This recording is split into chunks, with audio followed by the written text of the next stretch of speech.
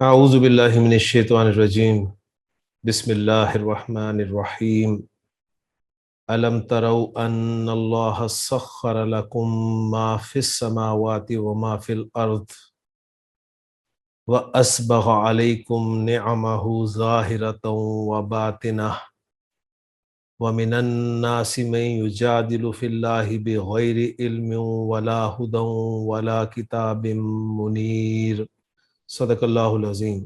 رب اشرح لی صدری ویسر لی امری واحلل عقدۃ من لسانی یفقہوا قولی۔ رب یسر ولا تعسر وتمم بالخیر، آمین یا رب العالمین۔ آج کے سبق میں ہم انشاءاللہ سورہ لقمان کی آیت نمبر 20 کو گرامیٹیکلی انالائز کریں گے، اور آج کی اس آیت کو انالائز کریں گی میرے ساتھ رول نمبر 8۔ تو میں رول نمبر 8 سے درخواست کرتا ہوں کہ وہ آئیں اور اس سورہ مبارکہ کی اس آیت کو انالائز کریں۔ جی رول نمبر 8۔ السلام علیکم ورحمۃ اللہ وبرکاتہ۔ جی وعلیکم السلام ورحمۃ اللہ وبرکاتہ۔ اعوذ باللہ من الشیطان الرجیم، بسم اللہ الرحمن الرحیم۔ نبی کریم صلی اللہ علیہ وآلہ وسلم کا فرمان کہ آسانی پیدا کرو، تنگی مت پیدا کرو۔ سورہ لقمان آیت نمبر 20 کے تجزیے اور ترکیب کا آغاز کرتے ہیں، اس دعا کے ساتھ کہ اللہ رب العزت تجزیے اور ترکیب کو سننے اور دیکھنے والے کے لیے آسان اور قابل فہم بنائے تاکہ لوگ اس سے استفادہ کر سکیں۔ آمین یا رب العالمین۔ جس طرح کا ہمارا طریقہ کار ہے، اس حساب سے ہم اس آیت کو کچھ حصوں میں تقسیم کریں گے۔ پہلا حصہ ہم لیں گے الم تروا ان اللہ سے وقف کی جو علامت ہے باپ ونا تک۔ جی۔ دوسرا حصہ ہم لیں گے ومن الناسی سے کتاب منیر تک۔ اب ہم اپنے پہلے حصے کو مزید ڈیوائڈ کریں گے تاکہ آسانی کے ساتھ تجزیہ اور ترکیب میسر آ سکے۔ ہم حرف عاطفہ جو یہاں پر واو ہے وہاں تک ہم اس کو کریں گے الم تروا ان اللہ سخر لکم ما فی السماوات وما فی الارض تک۔ آیت کا جو یہ حصہ ہے الم تروا ان اللہ سخر لکم ما فی السماوات وما فی الارض، آیت کا یہ حصہ کل 15 کلمات پر مشتمل ہے، جس میں ہمارے پاس اسماء 6 ہیں، افعال 2 ہیں اور حروف 7 ہیں۔ اب ہم دیکھتے ہیں کہ اس کی ہم کس طرح کلمات کو الگ کرتے ہیں۔ حمزہ یہاں پر حرف ہے، لم یہاں پر حرف ہے، ترو فعل ہے، انا حرف ہے، اللہ اس میں جلالہ، سخرا فعل، لکم حرف اور اسم ہے، ما یہاں پر اسم ہے، فی حرف، السماواتی اسم، یہاں پر اسم، فی حرف اور الارض اسم ہے۔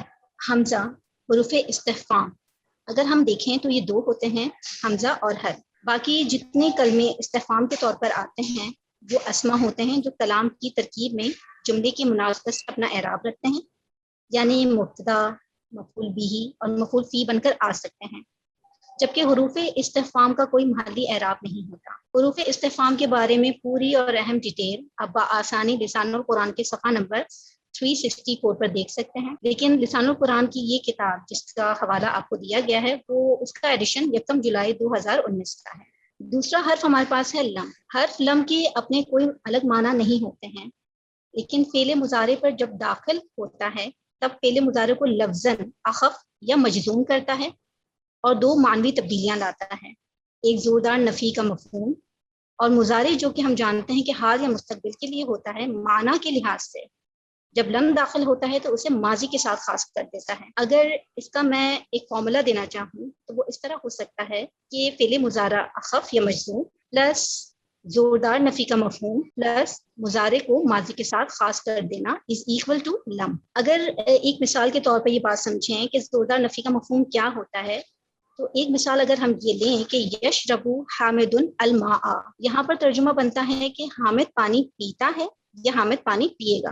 جب ہم اس میں نفی کا مفہوم لاتے ہیں ہم کہتے ہیں لا یشرب حامد الماء، حامد پانی نہیں پیتا ہے یا حامد پانی نہیں پیے گا۔ یہ ایک سمپل نفی کا جملہ ہے، لیکن جب ہم یہ کہیں کہ یشرب فعل کے ساتھ لم داخل کر دیں تب سب سے پہلے لم یشربو کو یشرب کرے گا، اور پھر اس میں مفہوم جو آئے گا لم یشرب حامد الماء، یعنی کہ حامد نے پانی پیا ہی نہیں۔ یہاں پہ جو ہی کا مفہوم ہے دراصل وہ زوردار نفی کا مفہوم بیان کرتا ہے، یا پھر حامد نے ہرگز پانی پیا نہیں، حامد نے ہرگز پانی نہیں پیا۔ یہاں پہ جو ہرگز ہے وہ بھی زوردار نفی کا مفہوم پیدا کرتا ہے۔ امید ہے بات کلیئر ہو گئی ہوگی۔ مزید اگر اس بارے میں آپ لوگ جاننا چاہیں تو یہ 2018 پارٹ 1 کے لیسن نمبر 32 میں آپ کو اس کی پوری ڈیٹیل بہت بآسانی مل جائے گی۔ نیکسٹ ہمارے پاس فعل ہے ترو۔ ترو فعل جو ہے اس کا حروف مادہ ہیں را، حمزہ، یا۔ فعل مضارع مجزوم اور فعل غیر صحیح۔ فعل غیر صحیح میں یہ محمود العین ہے اور معطل اللام یعنی کہ ناقص۔ ناقص میں یہ ناقص جائی ہے، محمود العین کی وجہ سے گردان میں کوئی تبدیلی نہیں آتی۔ اس کا جو باب ہے وہ ثلاثی مجرد سے باب فتح ہے، فتح یفتح، رعایا یرعی، آنکھ سے دیکھنا، ذہن عقل سے دیکھنا یا نیند میں دیکھنا۔ اس کے بنیادی معنی جو ہیں وہ دیکھنے کے ہیں۔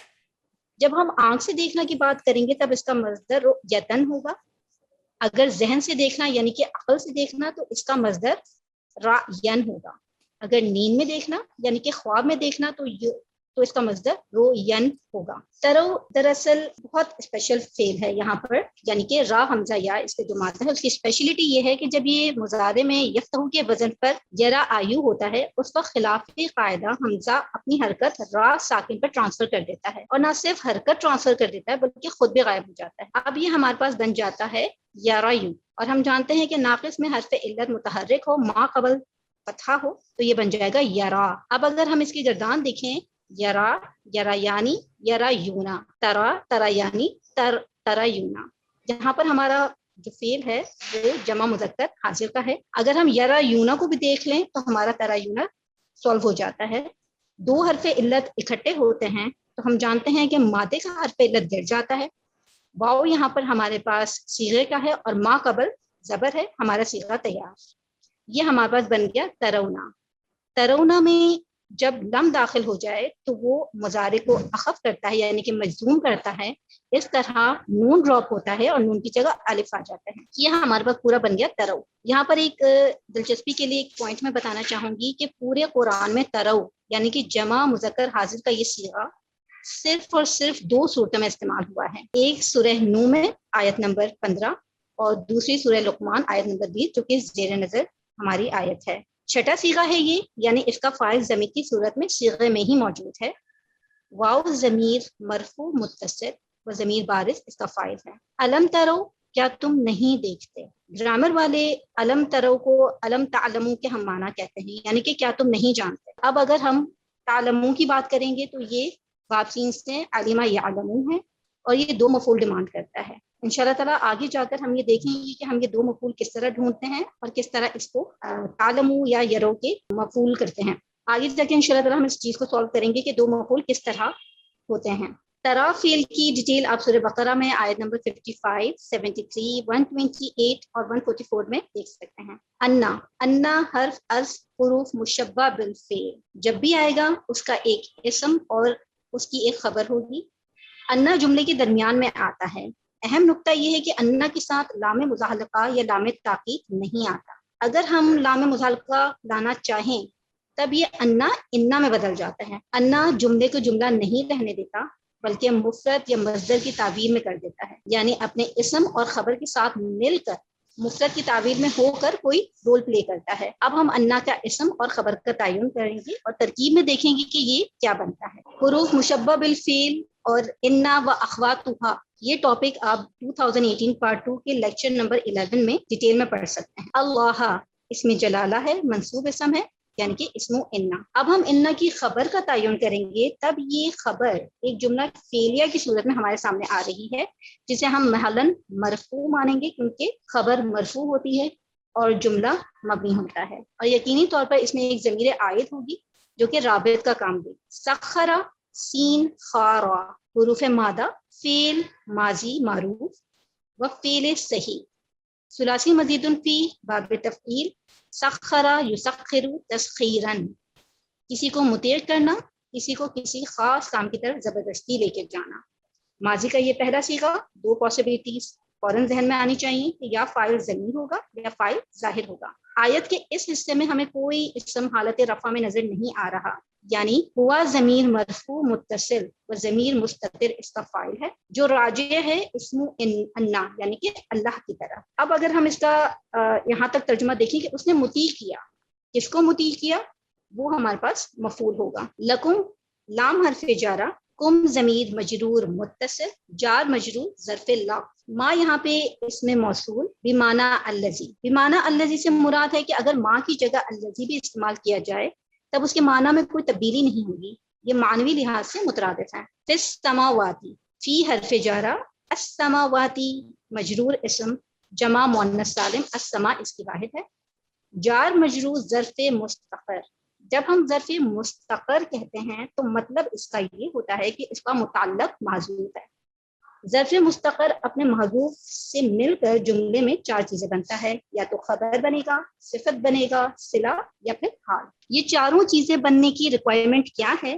آپ یہ بہترین طریقے سے اگر اسٹڈی کرنا چاہیں تو اعراب القرآن میں سورہ فاتحہ آیت نمبر 1 to 6 پر یہ 54 سیکنڈ سے لے کر 10 منٹ تک جار مجرور کے قواعد کے ضمن میں آپ کو بہت اچھی طریقے سے مل سکتا ہے. یہاں فی السماواتی ظرف مستقر اپنے محذوف سے مل کر صلہ بنا کیونکہ لا محل لها من الاعراب ہے، اور صلۃ الموصول جو ہے وہ معطوف علیہ بھی ہے. واو یہاں پہ عاطفہ ہے، پھر ما اس میں موصول ہے. فی الارضی، فی حرف جارہ، الارض واحد مؤنث سماعی. فی الارض ظرف مستقر اپنے محذوف متعلق سے مل کر صلہ بنا ما موصولہ کا. صلۃ الموصول معطوف ہوا ما فی السماواتی پر، معطوف علیہ معطوف مل کر یہ بنے مفعول بھی سخرہ فعل کے، یعنی اس نے مسخر کیا. کیا مسخر کیا؟ جو کچھ آسمانوں اور جو کچھ زمین میں ہے، لکم یعنی تمہارے لیے. اب ہم اتنے حصے کی ترکیب کرتے ہیں. ما فی السماواتی و ما فی الارض معطوف علیہ اور معطوف مل کر مفعول بنے سخرہ فعل کے لیے.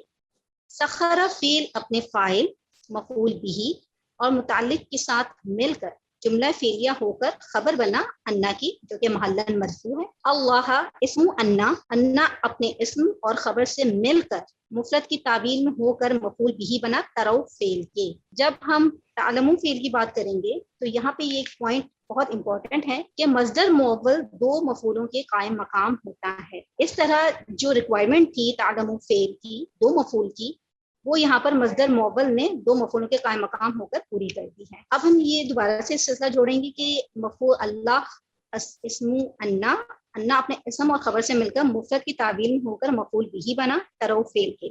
یعنی کیا تم نے نہیں دیکھا ان اللہ سخر لکم ما فی السماواتی و ما فی الارض، کیا نہیں دیکھا اس سے جس نے مسخر کیا تمہارے لیے جو کچھ آسمانوں اور جو کچھ زمین میں ہے.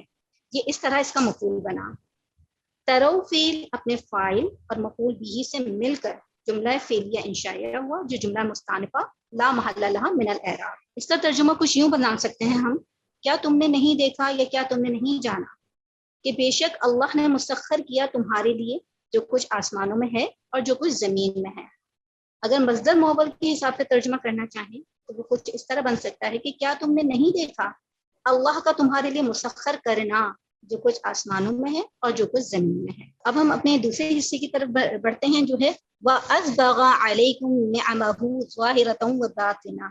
آیت کے اس حصے میں کلمات کی تعداد 8 ہے، جس میں اسما ہمارے پاس 4 ہیں، فعل 1 ہے اور حروف 3 ہیں. واو یہاں پہ حرف ہے، اسبغ فعل، علیکم میں علی حرف اور کم اسم، نعمہ اسم، ظاہرتن اسم، واو حرف، باطنتن اسم. واو حرف عاطفہ ہم لیں گے. اسبغ سین باغین حروف مادہ. فعل ماضی معروف و فعل صحیح ثلاثی مزید فی باب افعال، افعل یفعل افعالا، اسبغ یسبغ اسباغا، کسی چیز کو وسیع کرنا، مکمل کرنا. یہ لفظ دراصل ایسے کپڑے کے لیے بھی مستعمل ہے جو کسی کو اوپر سے اگر اڑا دیا جائے تو وہ اس کے پورے وجود کو مکمل طور پر ڈھانپ کر اس کے پیروں سے بھی نیچے لٹکتا ہے. پہلا صیغہ فاعل ظاہر نہیں ہے، اس لیے ہوا ضمیر مرفوع متصل اور ضمیر مستتر اس کا فاعل ہے. علیکم علی حرف جر، کم ضمیر مجرور متصل جار مجرور ظرف لفظ. نعمہ، نعمہ منصوب اسم جو کہ مفعول ہے، سنگل حرکت مضاف کا پتہ دے رہی ہے، جمع ہے یہ نعمہ کی، اور یہ پکا قاعدہ ہے کہ اسم کے بعد جو ضمیر ہوگی وہ 100% مجرور متصل مضاف الیہ ہوگی. جیسے نعمہ میں ہا ضمیر مجرور متصل مضاف الیہ ہے. ترجمہ یہ ہے کہ اور مکمل کی اس نے نعمتیں اپنی. اب جو آگے اسما آ رہے ہیں وہ ان نعمتوں کا حال بن کر آ رہے ہیں. ظاہرتن منصوب اسم ہے، مؤنث ہے، اسم الفاعل ہے، ثلاثی مجرد باب فتح سے. معنی اس کا ہے ظاہر ہونے والی، کسی چیز کے نمایاں پہلو یا حصے کے لیے بھی آتا ہے، اور یہاں پہ یہ معطوف علیہ بھی ہے۔ واو حرف عاطفہ، باطنہ فاعلتن کے وزن پر، منصوب اسم ہے، صفت ہے، اور یہ مؤنث اسم الفاعل ہے، ثلاثی مجرد باب نون سے، معنی ہے چھپا ہوا ہونا یا پوشیدہ ہونا۔ یہ معطوف ہے، معطوف علیہ اور معطوف حال بنے نعمہ مفعول ذوالحال کا۔ ترکیب اس کی اس طرح کی جا سکتی ہے کہ اسبغ فعل اپنے فاعل، مفعول اور متعلق سے مل کر جملہ فعلیہ ہو کر معطوف، جس کا عطف ہم کریں گے سخرہ فعل پر۔ ترجمہ اس کا اس طرح جائے گا کہ اور مکمل کر دیں تم پر اپنی نعمتیں، اس حال میں کہ وہ نعمتیں کھلی یعنی کہ ظاہر تھیں، اور باطن یعنی کہ پوشیدہ نعمتیں بھی۔ آیت کا آخری حصہ ہمارے پاس ہے وَمِنَ النَّاسِ مَن يُجَادِلُ فِي اللَّهِ بِغَيْرِ عِلْمٍ وَلَا هُدًى وَلَا كِتَابٍ مُنِيرٍ۔ آیت کے اس حصے میں کل کلمات کی تعداد ہمارے پاس 17 ہے، جس میں سے اسما ہمارے پاس 8 ہیں، فعل ہمارے پاس ایک ہی ہے، اور حروف بھی ہمارے پاس 8 ہیں۔ واو یہاں پہ حرف ہے، من حرف، الناس اسم، من اسم، یجادلو فعل، فی حرف، اللہ اسم جلالہ، با حرف، غیر ہمارے پاس اسم ہے، علم اسم ہے، واو حرف، لا حرف، ہدن اسم، واو پھر حرف ہے، لا پھر حرف ہے، اور کتابن اسم ہے، اور منیر اسم ہے۔ واو کو اب ہم یہاں پہ حرف استنافیہ لیں گے۔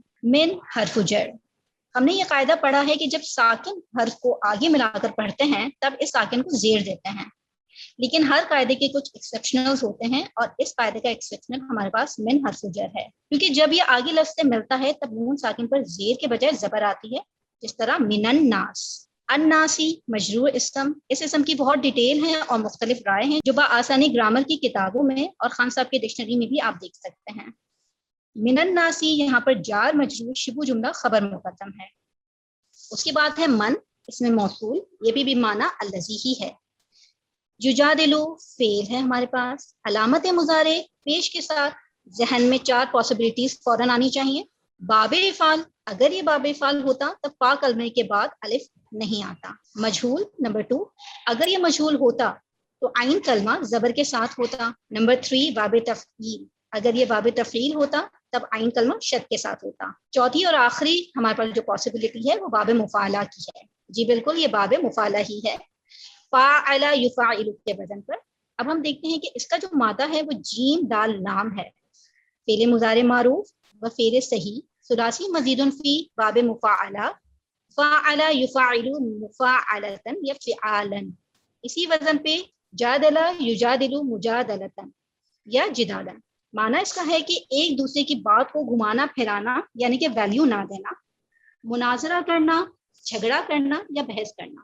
ہوا ضمیر مرفوع متصل و ضمیر مستتر اس کا فاعل ہے، یجادل وہ جھگڑا کرتا ہے۔ سر یہاں پہ مجھے آپ سے یہ کہنا تھا کہ یہاں پہ فی اللہ جار مجرور ہے، سر یہاں پہ فی جو ہے وہ اپنے ایگزیکٹ معنوں میں نہیں ہے، یعنی کہ اللہ کے بارے میں، تو سر یہاں پہ فی کو کیا صلہ مانا جائے گا پریپوزیشن؟ یہاں پر فی کے بعد جو مضاف ہے نا اس کو معذوف مانا جائے گا۔ اچھا جی، یعنی وہ جھگڑا کرتا ہے کس چیز کے بارے میں؟ اللہ کے جی جی فی امر اللہ، یا کچھ اس قسم کی چیز جو ہے نا وہ فی ذات اللہ، یا کچھ اس طرح کی چیز کہ اللہ کی ذات کے بارے میں جھگڑتا ہے، اللہ کے معاملے کے بارے میں، اللہ کے حکم کے بارے میں، اس طرح جو ہے نا وہ کوئی نہ کوئی مضاف معذوف مانا جائے گا۔ یعنی ظاہر بات ہے اللہ میں تو جھگڑتا تو نہیں ہے نا کوئی، جی جی ٹھیک ہے جی، نا؟ جی تو سر فی کو ہم کہہ سکتے ہیں پریپوزیشن ہے یہ اس کی؟ نہیں پریپوزیشن ہی بس متعلق کریں گے ہم اس کو۔ اچھا، کیونکہ سر یہ پریپوزیشن کا جو ایک میں دینا چاہ رہی تھی آپ کا ریفرنس، وہ بہت بہترین، اگر کسی کو پڑھنا ہو تو وہ لازمی اس کو ضرور دیکھے کہ جو آپ کے لسان القرآن کے پارٹ 2 کے 16 میں ہے، تو یہ بہت بہترین ٹاپک ہے ہر ٹاپک کی طرح۔ تو اگر کوئی صلاح کے بارے میں جملہ فعلیہ میں پریپوزیشن کا استعمال تو وہ ضرور اس کو دیکھیں۔ یہاں پہ فی ہم کریں گے جار مجرور اللہ، جار مجرور ظرف لغو ہم کریں گے، جس طرح استاد محترم نے بتایا کہ یہاں پر ایک محذوف مضاف ہو سکتا ہے۔ با یہاں پہ بغیر کا با یہاں پہ حرف جر ہے۔ غیر، غیر کا لفظ ہمیشہ مضاف ہو کر آتا ہے، اور معرفہ کی طرف اگر مضاف ہو تب بھی وہ نکرہ ہی رہتا ہے. غیر کے بہت سارے معنی ہیں، بہت سارے معنی ہیں. بغیر جو اس آیت میں ہے اس کا معنی اردو کے بغیر ہی سے کیے جا سکتے ہیں. بغیر کی اتنی بہترین ڈیٹیل آیت نمبر 165 سورہ بقرہ. جہاں تک میرا پوائنٹ آف ویو ہے، میں نہیں سمجھ سکتی کہ استاد صاحب نے جس طرح اس کو ڈسکس کیا ہے اتنی آسانی عام فہم زبان میں کہیں اور کسی کو مل سکتا ہو. علم یہاں پر سنگل حرکت بغیر الف لام کے. جب ہم کوئی اسم دیکھتے ہیں تب اسے ہم مضاف سمجھتے ہیں، لیکن ضروری نہیں ہے کہ وہ ہمیشہ مضاف ہی ہو، کیونکہ بہت ساری چیزیں ایسی ہوتی ہیں جس میں الف لام بھی نہیں آتا اور ہمارے پاس تنوین بھی نہیں آتی، جیسے غیر منصرف اسما. اس لیے کنفرم ہم اسی وقت ہوتے ہیں جب آگے والا اسم حالت جر میں ہو. یہاں پر علم ہمیں حالت جر میں مل رہا ہے، اور جیسے کہ ہم جانتے ہیں کہ غیر ہمیشہ مضاف ہو کر ہی آتا ہے. یہاں پر علم جو ہے وہ معطوف علیہ ہے. واو یہاں پہ حرف عطف ہے، لا حرف نفی اور تاکید کے لیے. یہ تاکید کس کی ہے؟ یہ تاکید غیر کی ہے. بالکل اسی طرح جس طرح سورہ فاتحہ میں ہم نے دیکھا تھا کہ غیر المغضوبی کے بعد غالب والی میں لا سے دوبارہ نفی کی گئی تھی تاکید کی. خدن کا اعراب تقدیری ہوتا ہے کیونکہ محل اعراب صرف مبنی اسما کا ہوتا ہے، اور اسماء مقصور کا اعراب تقدیری مانا جاتا ہے، یعنی کہ جملے کے حساب سے ازیوم کیا جاتا ہے. علم معطوف علیہ ہے تو جو اعراب معطوف علیہ کا ہوگا وہی اعراب معطوف کا ہوگا. اس طرح ہدن کا اعراب ہم جر میں مانیں گے. واو ہمارے پاس پھر عطفہ ہے، اور لا یہاں پہ پھر وہی نفی اور تاکید کے لیے ہے. کتابن معطوف ہے، اس لیے ہی یہ حالت جر میں ہے اور یہ موصوف بھی ہے. منیرن باب فعال سے اسم الفاعل جس کا معنی ہے چمکنے والا، روشن کرنے والا. یہ صفت ہے کتابن کی، اس لیے حالت جر میں ہے کیونکہ صفت اعراب میں اپنے موصوف کو فالو کرتی ہے. معطوف، تاکید، موقت، یہ ساری ٹرمینالوجی کیا ہیں یہ آپ دیکھ سکتے ہیں پارٹ 2 کے 31 لیسن میں توابع کے ٹاپک کے ذریعے سے.